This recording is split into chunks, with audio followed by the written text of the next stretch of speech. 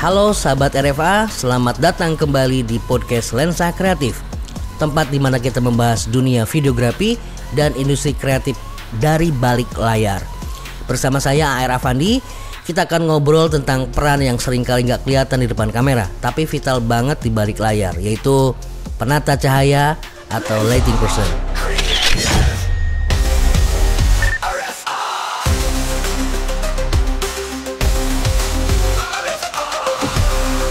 Kamu pernah nonton film, iklan, atau video klip yang sinematik banget, terus mikir, kok cahayanya bisa sebagus itu ya? Nah, jawabannya ada di tangan sang penata cahaya. Mereka bukan cuma pasang lampu, mereka menciptakan suasana, emosi, bahkan makna visual melalui cahaya. Jadi apa saja yang harus dimiliki oleh penata cahaya yang handal? Yang pertama, dia punya pengetahuan teknis. Penata cahaya harus paham jenis-jenis lampu dari mulai tungsten, LED, HMI sampai practical light. Harus tahu karakter cahaya, soft atau hard, kemudian color temperaturnya seperti apa, intensitasnya bagaimana, dan arah datang cahaya. Contohnya, cahaya dari samping bisa kasih efek dramatis, cahaya dari atas bisa kasih kesan misterius. Nah, tanpa pemahaman ini hasilnya bisa flat atau datar, atau bisa juga overexpose, atau malah nggak enak buat dilihat.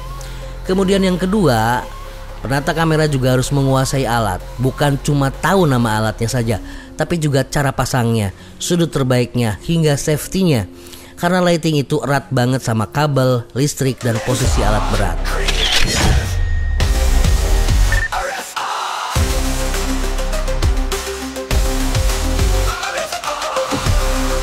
Tapi lighting gak cuma soal teknis. Penata cahaya juga harus punya sense artistik. Dia harus bisa baca naskah dan ngerasain ini adegan romantis, horor, atau komedi. Lalu memilih pencahayaan yang bisa mendukung nuansa itu. Karena cahaya bisa memengaruhi persepsi penonton, hangat atau dingin, lapang atau sempit, suram atau bahagia.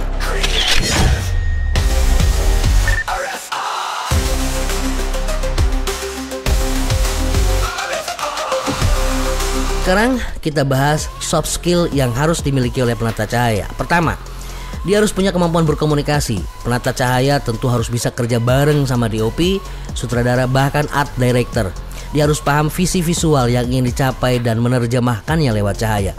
Kedua, dia juga punya kemampuan memanage waktu dan bisa bekerja dalam tekanan. Lighting itu kerja di awal dan di akhir. Harus cepat, harus tepat, dan tetap aman. Kadang harus setup jam 5 pagi atau bongkar jam 2 malam. Jadi stamina dan mental baja wajib banget dimiliki oleh penata cahaya. Dan yang terakhir adalah attitude. Penata cahaya yang baik itu gak gengsi buat angkat alat, gak marah kalau harus revisi terus, dan siap belajar dari pengalaman. Karena di dunia industri kreatif, kerja tim dan sikap profesional itu gak kalah penting dibanding skill teknis.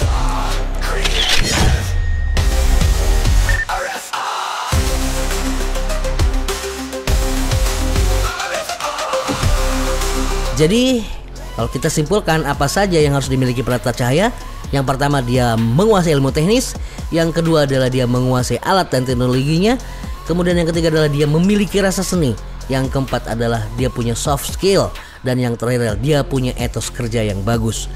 Jadi kalau kamu tertarik untuk menjadi penata cahaya, ingat, ini profesi yang menantang tapi juga bikin kita bangga karena setiap sorotan cahaya bisa jadi bagian penting dari sebuah karya besar. Saya AR Afandi pamit dulu dari podcast Lensa Kreatif.